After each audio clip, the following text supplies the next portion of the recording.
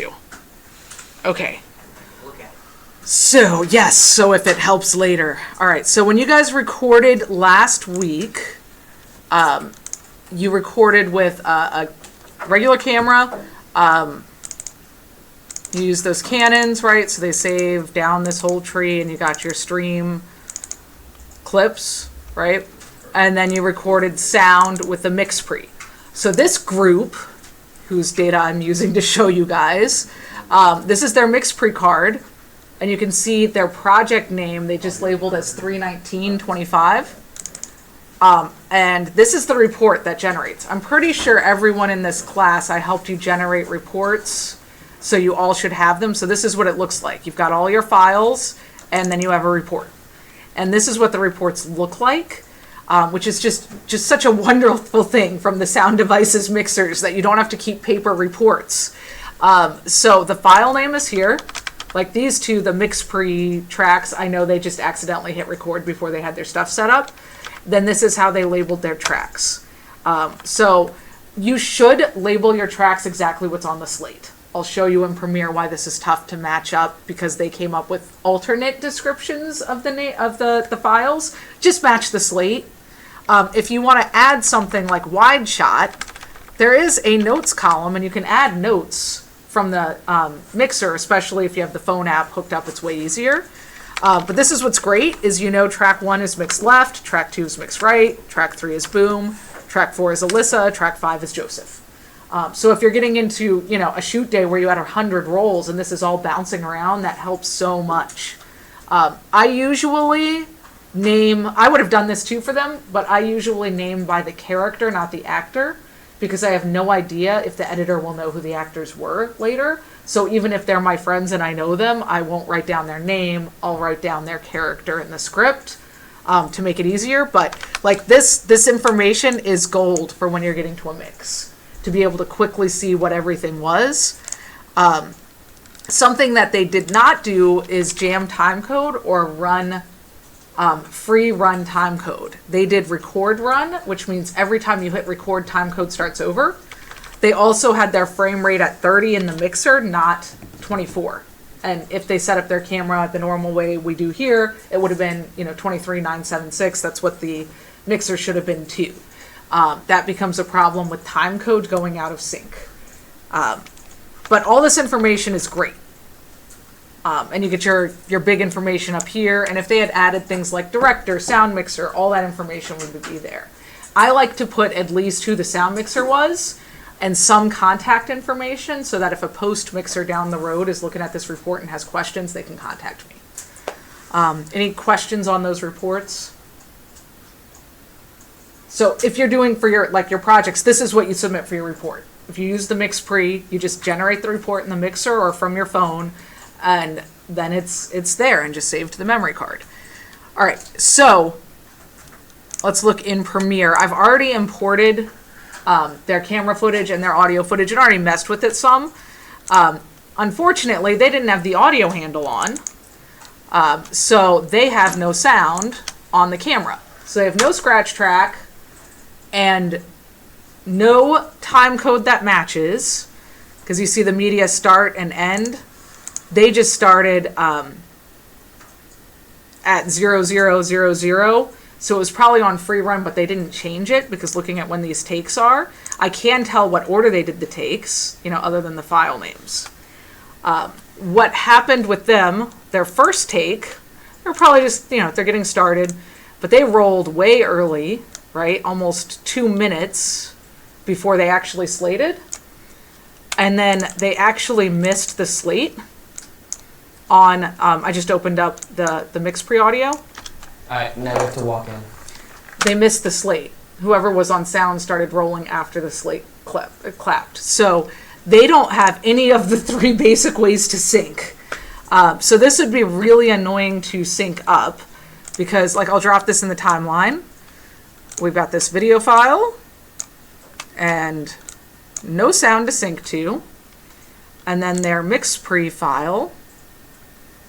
We can guess it's around here, but we would have to look at their lips and figure out. Excellent. What are you doing? somewhere to sync them, which is just, that's exhausting. And if you have to do that on a bunch of clips, it gets really old. Have you guys ever encountered footage like this and had to try to figure out syncing it? It's not fun. Yes, Jack has been there. The other stuff they did, because of the way they labeled it, it took some figuring out. And this was only 3 shots, but like this O2, come on, open and preview. Oh, I've already grouped it. Ungroup, okay. So they did slate near the beginning, and then in sound, you know, they rolled and it was slated near the beginning. So when I'm marking by slate, I always find the clap and hit M to put a marker in. It makes it a lot easier to sync things up. So this was pretty easy to drag and drop in, and they're synced. And watch over me like a vulture so I don't get distracted because the publishers think Joe, I have have writer's fun. block. Is that right? Do you have writer's block? So this has all of their mics up right now. If the camera audio was here, we'd want to mute it out. Left and right are those sum down mixes that were in headphones, right? So you don't usually use those in post on narrative. The reason I still record left and right on set is because if you accidentally didn't arm a track, you would have no recording of it if you didn't record the left and right mix. But most of the time in post, I don't use it at all. I just mute it out. It's just a safety thing, or I even will sometimes get rid of it if I know I actually had everything. But now let's solo the boom. Are those pages? Turn this up a little. They're letters in me. Are you ready back? And then we know from our report that Alyssa this is Alyssa's lav. And you smoked all these cigarettes. And you can hear that lav is on her. And then this is on Joe. So when she's speaking, we can hear the lav is not on her, right? Hey, what do you think about moving off a building, idiot? But it was on Joe. So when you're doing your mixes later, you have the options to switch between them. One of the reasons labeling lavs is really important is sometimes people are really loud. So if you're just listening to levels, you may not know if like a quiet person is right here and me, a loud person, is right here. You might think, because I'm so loud, that the other person's lav might have been mine because it picks up so much signal. But the best quality sound would be from me. So it's just a fast way to find out. And sometimes, like if you get into reality TV, you may have like 10 people on microphones. So it's really difficult sometimes to figure out exactly who was on which one, and it just kills a lot of time. Any questions on that? And then once you guys have stuff grouped together, I mean, I would get rid of this. The camera had no sound, so I'm going to delete that because why keep it, right? And I'll move these up. You can hold the shift key if it moves. Then you can select them both and group them. Do any of you guys use merge clips? No? Good. Never use merge clips. It throws a bunch of data away. Everybody in forums is like, please, Adobe, just delete this option because it throws information away. The other way you can sync up your clips, like I put markers on these and I just threw both of these into a folder for sync. I'm going to select both of them. Actually, first, I'm going to change the video clip, even though it doesn't have any sound. I'm going to modify the audio channels so that this is both the same and it's just 2 mono channels so that it matches format as the other file. Select them both, right click and create a multi-camera source sequence. Audio clip name, because if you've labeled your stuff in the mixer, great. Now you already have it labeled.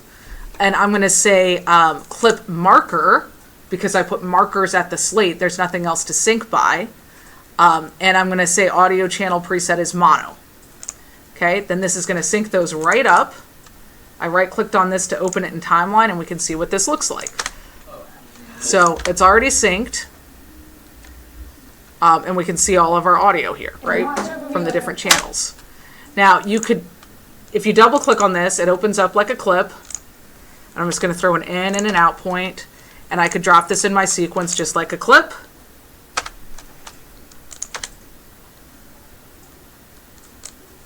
I just have everything muted right now. That's what I had soloed. I try to think of nice things. Everyone thinks about taking off the curtain. No, I certainly don't. So you see it's still just the right. This is Alyssa's lav. It's still coming through as just her lav. Right? So everything was synced up for you. Now I'm going to show you guys how this makes a big difference for syncing. Does anybody use multi-camera to sync your footage right now? Okay, yeah, I'm pretty sure I'm the only person here teaching this. So I recorded a whole bunch of tutorials, and I've dumped into a bin just so I can show you guys this. Whole bunch of footage. Now all of this, scroll over to come here, show you the audio channels. I recorded this on really GoPros too, but I'm not showing you syncing that because that has other issues. I want to make sure that this is all on mono. So the cameras, these cameras happen to record 4 mono, and my mix pre's were all mixing either 4 or 5 mono depending on what I was recording. Okay? So I think I had like 20 takes, 2 cameras each take. How long would this take you to manually sync up with Slate? Like how many hours or how many minutes do you think it would take you? For me, it would be like, what, 2-3 minutes if I'm trying to sync up a clip. So per clip, 2 or 3 minutes? Yeah, so, Yeah. so 40 minutes to an hour? Yeah. So I just selected all of these. They're in the same folder. And I'm going to right click and say create multi-camera source sequence. And I named all my files properly, right? For sound, all of these were labeled by exactly what was on the slate. You see, like lav, every time I did a take for lav, the sound mixer automatically went up. And I was taking notes too that are in my report that I was using from my phone of what I needed. Create multi-camera source sequence, audio clip name. Now, instead of endpoints, I'm going to say audio track channel, and it's going to scan channel 1 because I was recording scratch track on those cameras. Audio channel preset is mono. When we get back to Premiere, I'm going to talk with you guys some about sequence presets, but for right now, just the basics of using this to sync. And I am going to start a timer on how long this takes to sync. So basically, here we go, start, okay. It's analyzing the waveforms to find matches. And this is...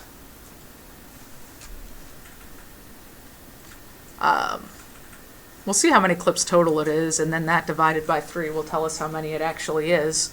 But it will create a sequence for each one of these where everything is already synced up.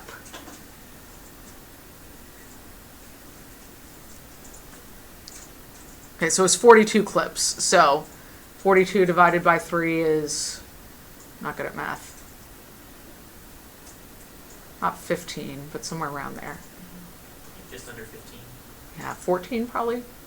I don't know. All right, so it took it 45 seconds to sync everything. So this is what it looks like when you use multicam to sync. Everything that it found a match for, it moves to processed clips, so it just moved them. And then it creates these for every single one if you used audio. If you do timecode, you can have it do 1 day and put everything on one timeline. That's what a lot of reality TV does. So let's take a look at one of these. It really doesn't matter what one. We'll do Lav 3. So if I want to look at this to check it, open in timeline, and here's what this looks like. Now I don't want to make that fully big. So it puts the sound files first. You have both video tracks, and then it has all of the audio from the cameras. If I play this,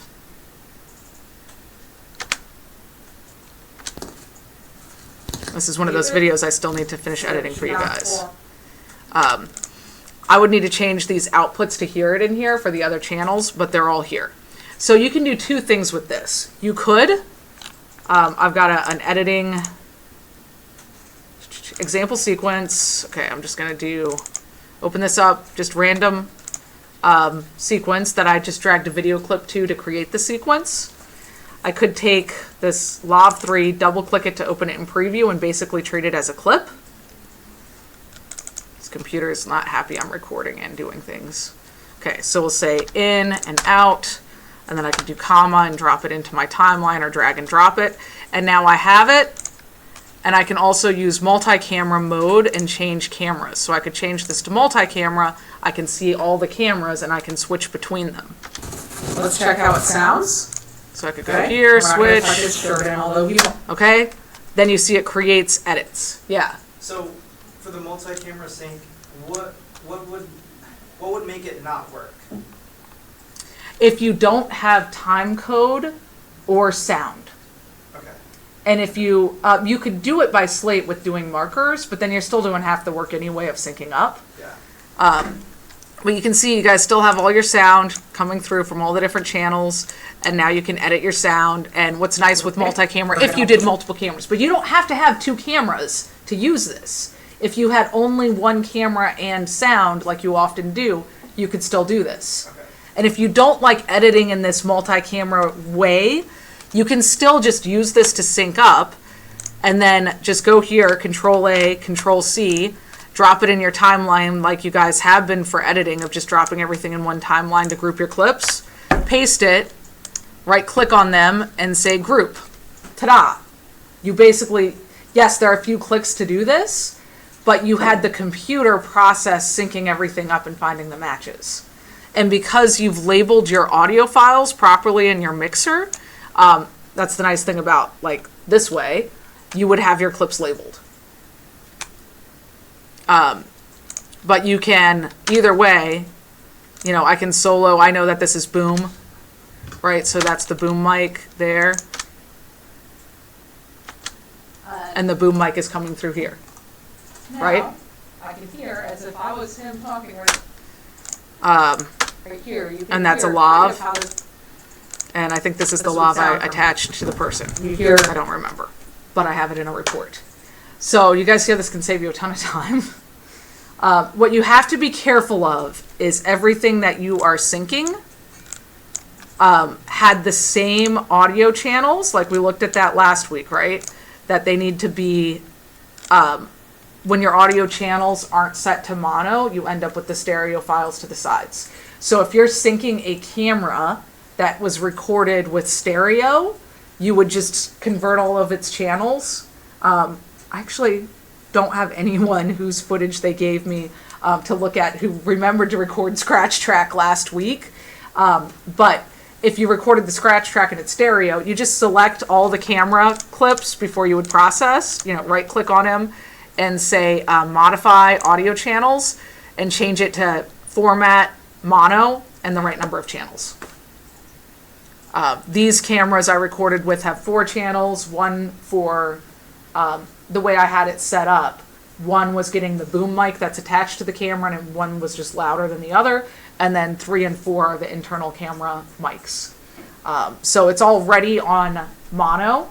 But if you are using like the C100s with stereo, you change it to mono, and then you can use this to sync it all up, and your channels won't get screwed up. And you can either directly use multi-camera, which is great if you're shooting actually multi-camera. You know, then you have, sorry, that was the WAV file. You know, you've got both cameras and your sound all together. And you can just edit your sound. Most of the time it'd be like this for if you're shooting narrative where you have 2 cameras with similar angles and one's like a mid shot, one's a close up. With most narrative, there are more narratives getting shot more in a multicam style, but the kind of filmmaking you guys use, usually it would be stacked cameras. So you have good lighting on the person still or your subject, but you've got them both matched together now, right? What else did I need to show you on this? Once you're in editing, you know, you could, the camera audio often you don't use, but if you're the picture editor, don't delete it unless it was totally empty. You can just mute it out, or just mute those tracks if you have them all in the same one, just to make it easier, or you can just bring down their volume envelopes.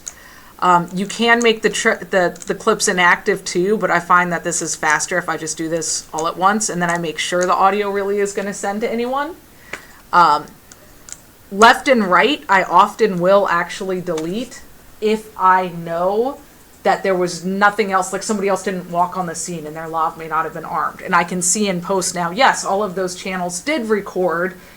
There was someone for the 36-hour film where they accidentally didn't record ISOs. They only had the left and right mix.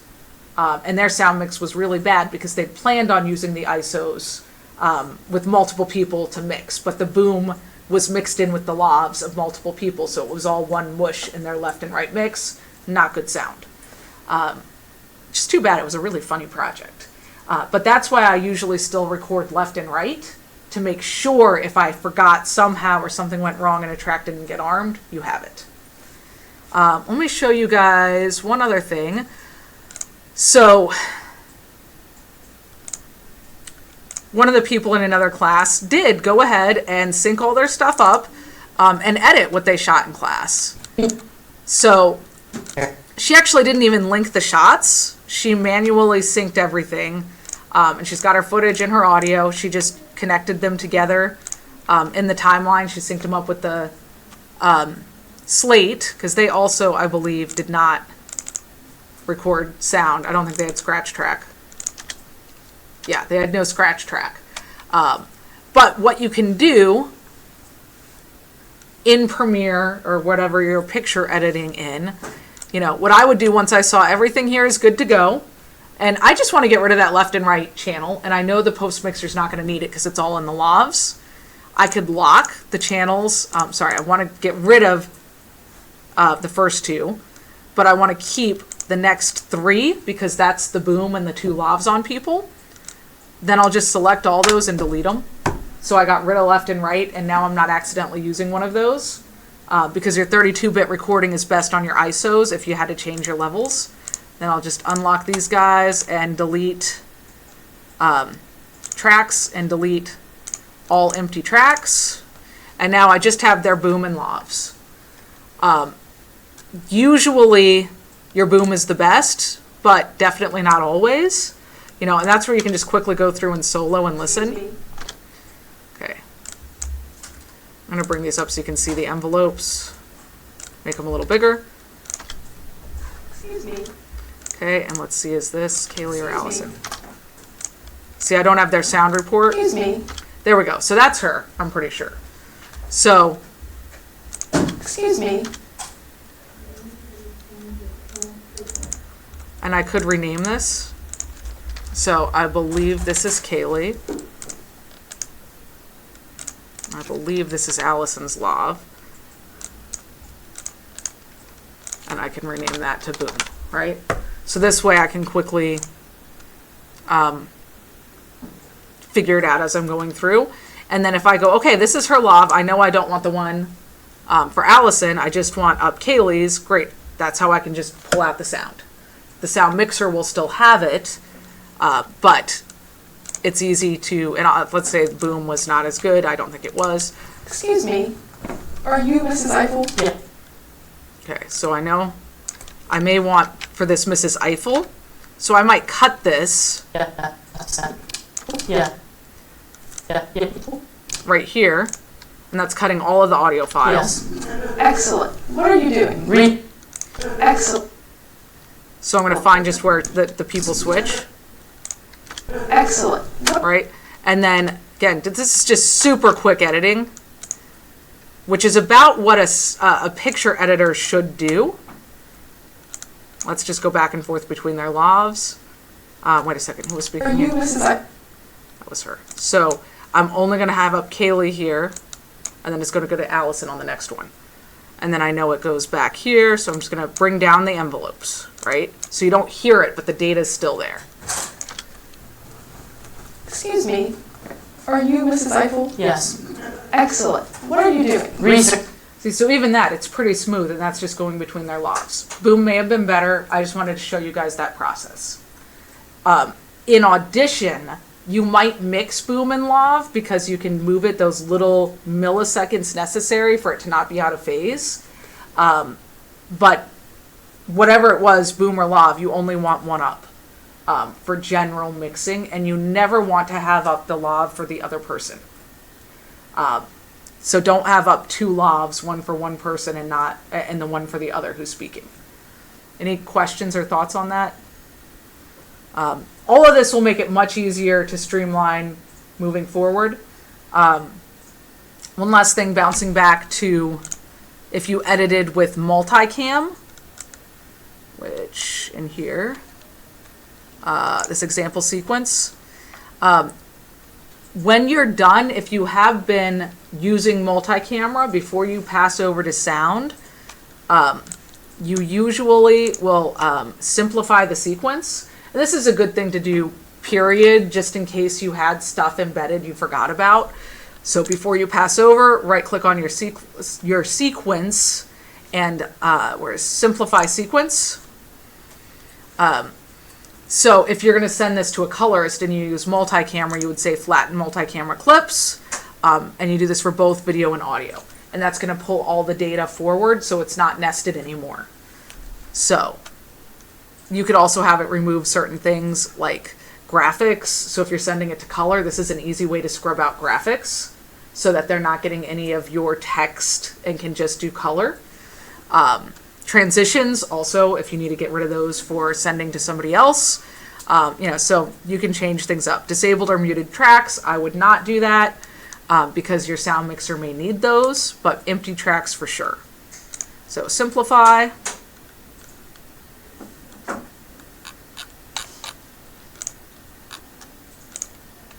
Where's my simplified sequence?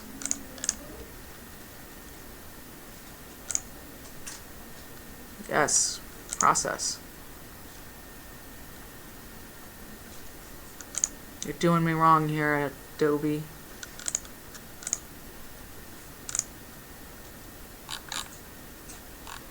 In theory, then you do have something that pops up as a simplified sequence. Let me try simplifying something that's more complicated that I had edited. Simplify sequence. There we go. Now that processed it. Maybe I didn't have enough for it to even simplify. Let's see, this is now flattened this down and pulled everything forward. It's no longer multicam. I don't think I'd actually edited anything in here yet. So cables, I think I edited. Yes, that's all edited. So you guys see how this is all drawing from multicam.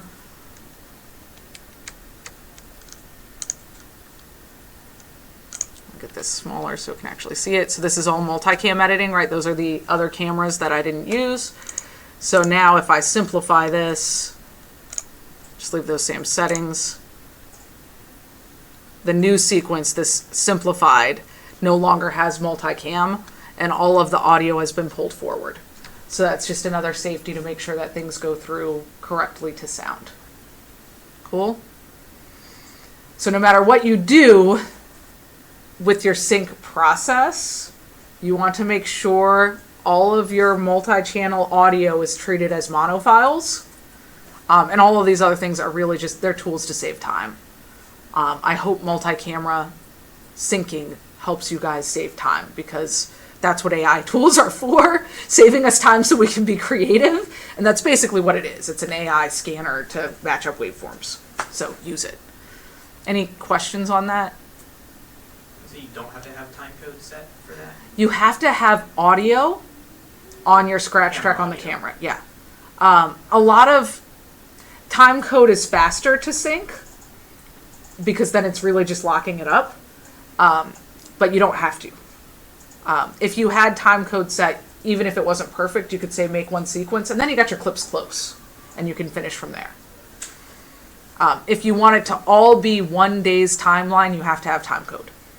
If you do it by sound, it will just match up clip per clip and make its own sequence, which is easier for narrative editing anyway, because then you also have everything labeled. from examples sync TV studio day, right? Then your sequences are all labeled by your takes if you labeled them properly in your sound mixer. And then everything goes faster. You can do it with Slate too, you just have to do the marks still manually, and then it doesn't save a whole lot of time. All right? So that's the concept I wanted to cover today of how you deal with this. Let me stop this recording and then I'll upload this for you guys.